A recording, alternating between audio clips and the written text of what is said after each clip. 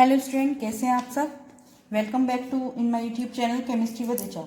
Student, हम solutions chapters पढ़ रहे थे, जिसमें आज हमारा पार्ट 8 है। इसमें आज हम कवर करेंगे vapour pressure of solutions and Raoult's law. Student, firstly हम देखते हैं what is the vapour pressure of the solution.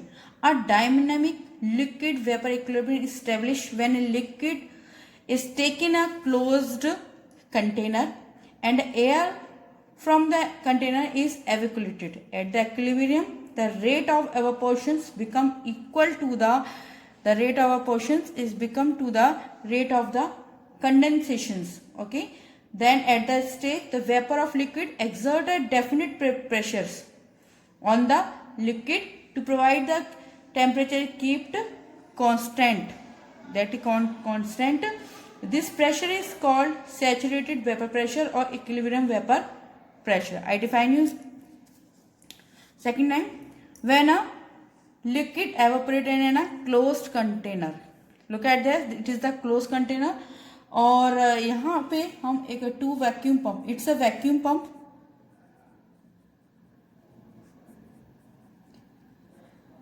Here liquid is heat up. Okay, it forms vapors. जब ये वेपर क्रिएट करेगा तो क्या होगा कि वेपर जब ऊपर जाएंगी तो ये दोबारा से वेपर ऊपर जाने के बाद आपके लिक्विड के ऊपर एक प्रेशर एक्सर्ट करेंगी, जिसकी वजह से क्या होगा, इसमें कंडेंसेशन का प्रोसेस स्टार्ट हो जाएगा at the same definite temperature. यानी जिस प्रेशर पे ही एक क्लोज कंटेनर के अंदर इसमें लिक्विड में वेपर का बनने का काम होगा, उसी प्रेशर टेम्परेचर पे इसमें कंडेंसेशन का प्रोसेस स्टार्ट हो जाएगा। तब उस कंडीशंस को हम vapour pressure of the solutions कहेंगे। क्या डेफिनेशंस होगी इसकी? Look at this. The pressure exerted by the, ये इसकी डेफिनेशन है।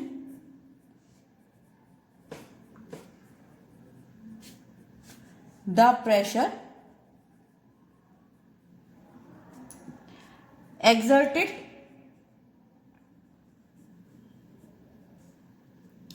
by the vapor of a liquid at a particular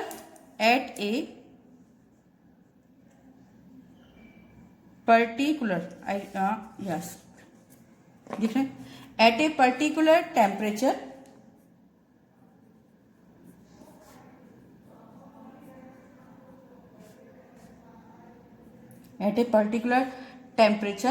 in a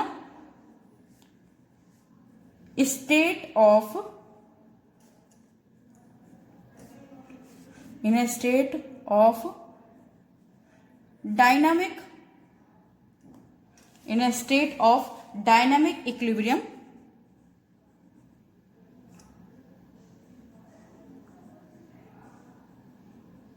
dynamic equilibrium. Is called the vapor pressure of liquid. Called the vapor pressure of the liquid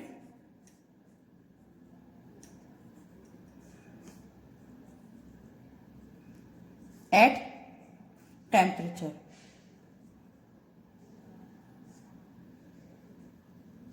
Okay, student, it is a definition of vapor pressure of a solution. The pressure is exerted by vapor at a particular temperature in the state of dynamic equilibrium is called the vapor pressure of liquid at temperature. Student, आप comment box में comment करके भी मुझे जरूर बताया करिए कि आपको वीडियो समझ में आ रहा है या नहीं आ रहा है, क्योंकि थोड़ा सा मोटिवेशंस भी हमें इसकी वजह से मिलता है, क्योंकि कल थोड़ा सा नेट का प्रॉब्लम तो आपका वीडियो अपलोड नहीं हो पाया है। कोशिश करती हूँ डेली का एक वीडियो अपलोड हो जाए। Now we are seeing the factor affect the vapour pressure.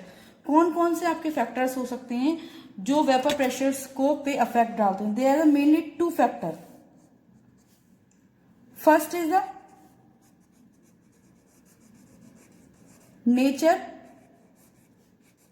Of liquid and second is temperature. Yes, second is temperature. First we talking about the nature of a liquid. Yeah, nature of the liquid. Yes, liquid possessing the strong intramolecular force, vapor pressure at the given temperature. Okay, there is a liquids, suppose that. Okay, अगर liquids के molecules के बीच में strong molecular force होता है, ठीक है, तो ये easily break नहीं होते हैं. जब easily break नहीं होंगे तो क्या होगा, तो इनके ऊपर क्या होगा, ये lower vapor pressures. vapor pressure कैसा होगा इसका,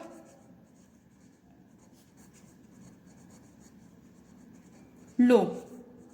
ओके, जब वेपर प्रेशर लो होगा तो इस पे गिवन टेम्परेचर पे क्या होगा कि इसका जो लिक्विड के ऊपर फोर्स जो होगा वो भी आपका कैसा होगा, वेपर प्रेशर से नीचे की तरफ भी ये लो आएगा. तो इन केस अगर आपका intermolecular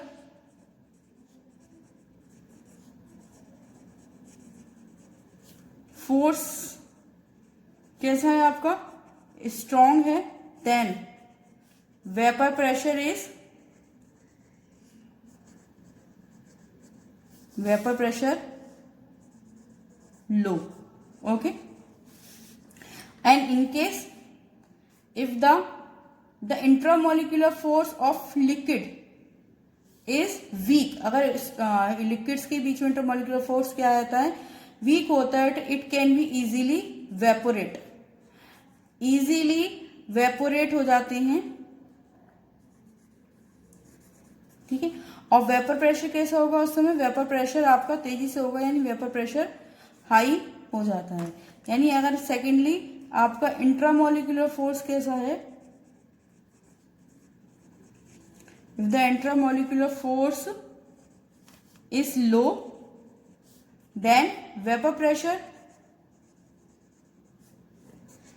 is high. Now, second is temperature.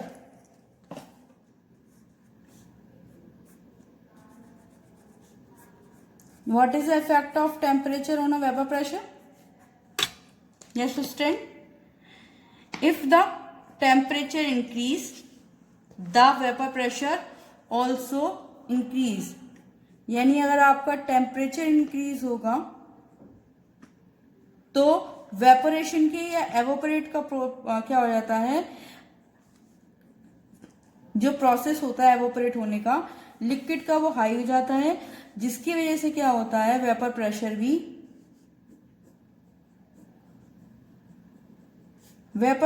भी हाई हो जाता है. Okay,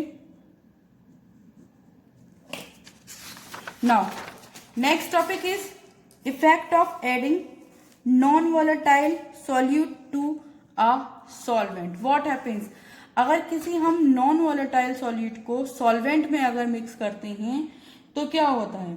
look at this student, there is a diagram. इसमें एक आपका एक बीकर है, सेकेंडली बीकर इधर है, इसमें आपका प्योर सॉल्वेंट है और इसमें क्या है, जो डार्क कलर के ये सॉल्यूट के पार्टिकल्स हैं.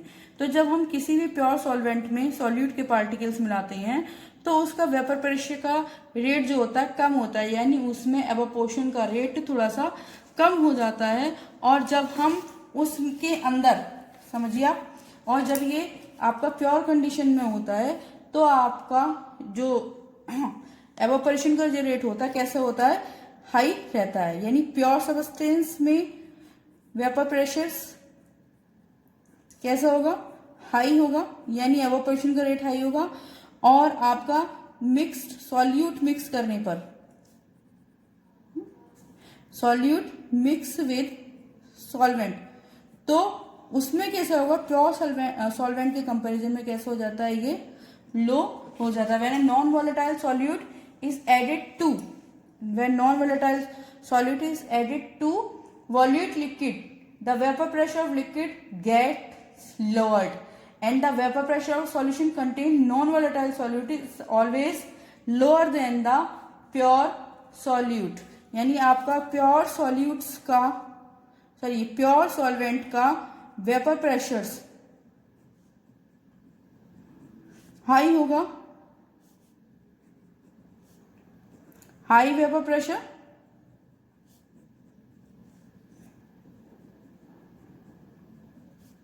Okay. The surface of why it is happening? The surface area of a liquid is important factor deciding to the extent to which a liquid gas evaporate at the particular temperature. In case the pure solvent is in case of pure solvent, the entire surface of liquid occupied the liquid molecules, but in solutions containing non-volatile solute, the part of a liquid surface is also occupied by the solute particles. Okay, so now next, coming on the next topic,